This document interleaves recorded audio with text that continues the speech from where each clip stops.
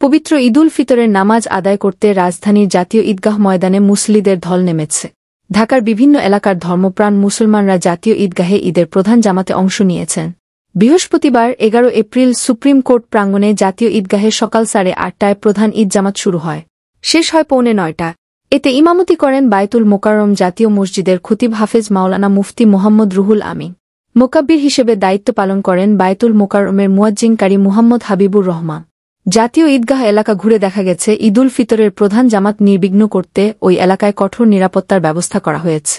আইনশৃঙ্খলা রক্ষাকারী বাহিনীর বিপুল পরিমাণ সদস্য মোতায়েন করা হয়েছে।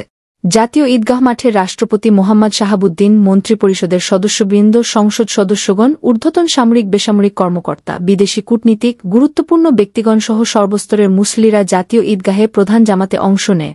নারীদের নামাজের জন্য রাখা হয়েছে আলাদা ব্যবস্থা। এখানে প্রায় 35,000 নারী পুরুষ ঈদুল ফিতরের নামাজ আদায় করেন।